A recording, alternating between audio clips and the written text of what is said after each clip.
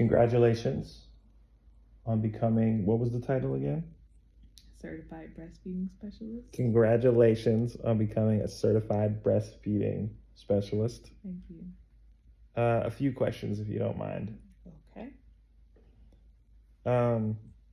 So this is like an amazing experience. We just talked about a few things that it felt incredible for you to fulfill something that's like your first endeavor, unprompted from anyone, anywhere. You literally on your own said, I'm going to do this, and you really did it, and you carried out that journey. On that journey, there were a couple of things that you felt held you back, or you got nervous about, which was PTSD with Zinnia and everything like that. Now that you've gotten to this other side of it, not that you're looking too far into the future or anything like that, but do you feel driven from the Zinnia experience? Does this feel like a purpose? It does. It feels like, and it feels like a boost too. But yeah, it feels like a purpose. Like, I think that it's like, I feel like I know things, and I have, like, intuitively I know stuff, and I can share information just based on just being like a very intuitive and empathetic person. And when it comes to, like, because something like this, certified breastfeeding specialist, obviously you're gonna like help people with it. And I feel like I always like just have an intuitive like helper kind of thing going on. But having like an actual certification behind it just kind of gives me the confidence, the boost of you know, expertise, so to speak. So now that you have this expertise, that is something that did you ever even think that you would have an expertise in breastfeeding? Especially as you thought at one point that you would never even have children. Right. Do you ever think how far you've come from thinking I'm never going to have kids to I have 3 of them? In addition, I've lost a child. In addition, now I'm an expert in how to even feed children. So now I'm crossing into another dimension of being a parent. Have you ever thought about the journey? Not like that, not in those exact terms. I haven't really. But yeah, I mean, yeah. I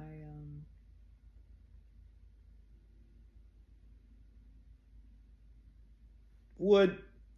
I'm wood. I'm wood. I'm still thinking. I'm still processing. What was the hardest part besides the moment when it was PTSD? What was the hardest part of this? The hardest thing for me to overcome is my, like, I have like this really weird mind game that I play with myself where, like, I start something, I feel like it's a good idea, and then I lose confidence. I feel like I'm not going to be good at it, or I'm not going to finish it, or I'm not worthy of finishing it, or I'm not worthy of saying that I can do this thing, blah, blah, blah. And I start like really talking myself out of whatever the initial motivation was. And so that was like overcoming that part of this was really, really hard. And I will say, I wanted to overcome it, so I sought help. You know, I talked to you about it. You were really like, you were like, just, you gotta power through. I talked to you more so about the PTSD, but also just like about the fact that I will find a good excuse not to finish something. And it's a good excuse. Like, I could have just been like, nah, I can't. I got PTSD. You know what I mean? But that would have really been an excuse, a way to excuse my pattern of just like not completing things. That would have been an excuse more so than like a reason. And I made it a point to like talk about it because I knew that I needed a little bit of accountability with that. So I talked to you about it. Absolutely don't ever want to like let you down. Not that it would have been a letdown for you, but you know, don't want to like disappoint you. And then I talked to my therapist about it, and she kind of helped me work through like how I can get through the feeling of PTSD. Like, that's a part of my life in general. So it's not something I can just escape or run from just by like ignoring stuff. So that was like a big help for me. And then, talking about it with smiles. I brought it up with her that one day we had coffee, and she was like, "Well, let's have a study and work session," and that was just like really really nice too and helpful. Like helped to like just kind of push me forward. Like, okay, we got this study thing. I'm do a few more lessons here, and I'm gonna be able to get through this. You know what I mean? So there were things that I did to like enlist supports, but also just like knowing that I needed to cut through my BS that I do in my head. I remember very distinctly early on that you complained about how long it was going to take you, or that you needed to do it at a certain time period, and you were looking at the daunting task of what it was going to take to do it. And this is when we initially talked about the plan, which we've discussed from way back when we had our West Side Market spot. Is there's this plan, and there's this photography plan, and then there's this other new thing, the breastfeeding. So there was this conversation that was around like how long it's going to take, or you have to finish it, and when can I finish? It's going to take me like 6 months, and there was all this like how long it would take. The time, I don't know if you really talked about that much. Did it go faster than you thought? No. It took as long as you thought, or if not longer, it felt long. Yeah, it took literally. When did you start? I started when Miles was a baby. I enrolled, and then I just like stopped because I was just overwhelmed, and my brain. I did the thing that I do where I talk myself out of something, and I find good excuses. And then I re-enrolled like in 6 months ago. I had 6 months because I had run out of time, so I had to like re-enroll, and they give you a 6 month extension if you run out of time the first time around. So I had 6 months to finish it, and yeah, and I have like 2 days left of access. So you finished with 2 days left. Yeah. Do you what's really interesting is like all these hurdles that you freaking cleared. And I think when I hear all these things you just talked about, it's really interesting that you were able to conquer yourself, conquer the time, conquer the fears, the PTSD, the ridiculous monotonous voices that you had to listen to in the classes, needing support from a friend that you didn't even have at the beginning, to having a friend that's actually there for you in the middle of it. Is this something that you think is transferable to the rest of your life, that you realized in this experience, which was one of the rare times in your life that you grabbed something the way that you did here, that the way that challenges came and how you overcame them, and how it was imperfect, does any of that look like, okay, this I see when I want to do something, what comes with that?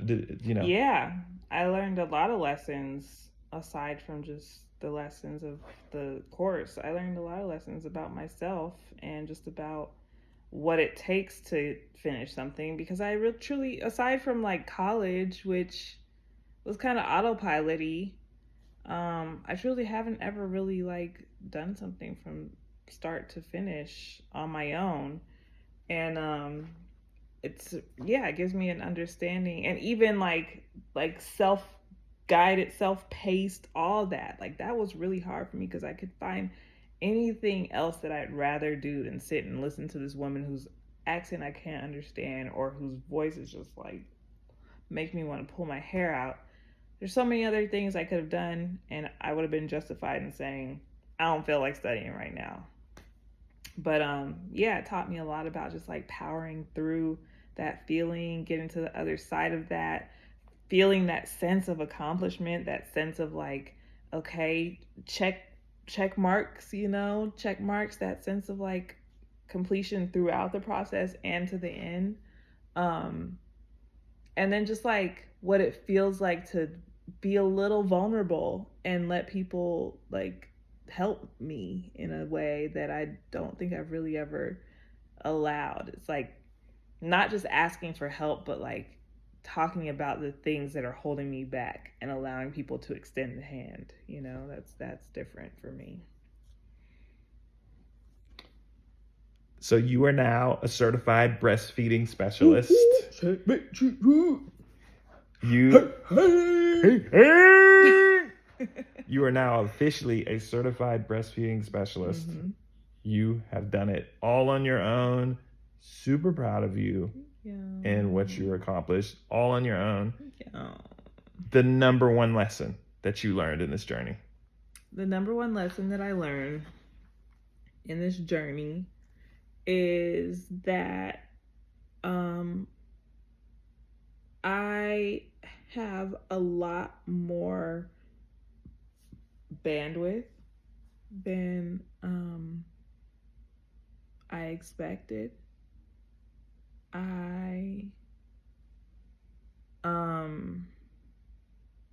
And then I can like really finish something. Like I don't have to make excuses. I can just like do it. It's not that bad. It's not that bad.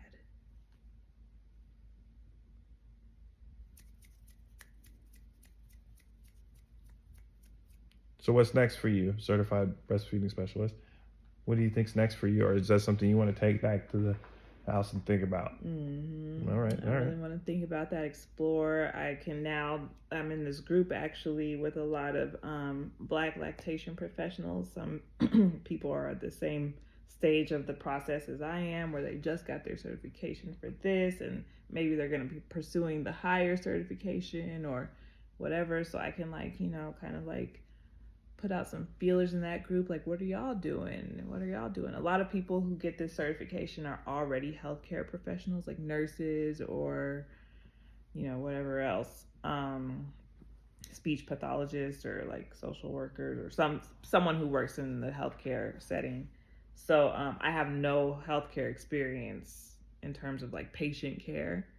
So I would have to navigate this a certain way because I'm not going to be like bedside, I'm not going to be in the hospital or in a clinical setting per se. So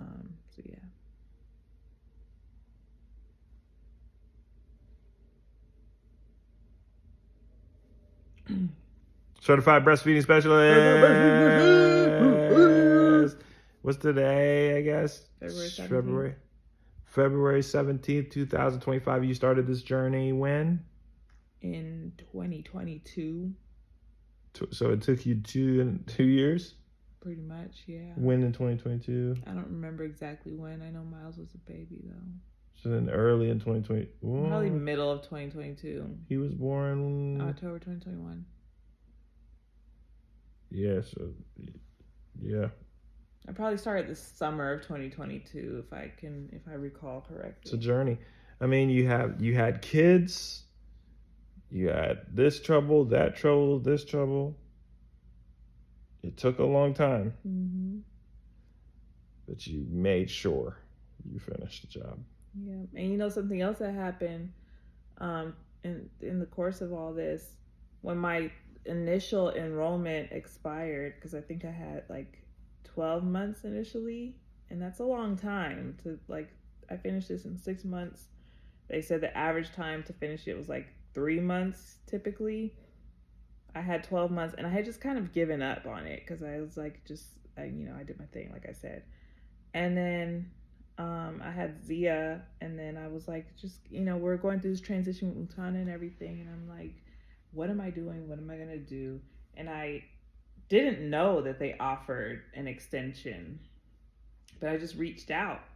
It was one of those, I was thinking about you. I was like, what would, Michael would probably just tell me, just send the email, just ask, And so I just sent an email. I was like, do you all allow, can I re-enroll? Do I have to pay for a whole new, $600 restart completely? Or can I just kind of get, additional time? And so then they actually had this provision where they'll give you 6 additional months for, $100. That's awesome. Mm-hmm. That's awesome. So many lessons in this that I can see that you grabbed onto. Mm-hmm. I think there's so many huge deals. Yeah. I think I want to end this, but I have one last question. Mm-hmm. What drove you? How did you finish? What was the driver? What could possibly have gotten you to finish? Something had to be driving. My kids. I feel a certain like kind of, I don't want to say desperation, but I feel it's like an urgent matter for me to like become an example that I want my children to follow, you know, and like giving up on stuff and stopping stuff in the middle just because you have a good excuse isn't something that I want my kids to ever think is okay. You know, that's not because of me. If that's where they end up, and that's a different story, but not because they saw mommy doing it.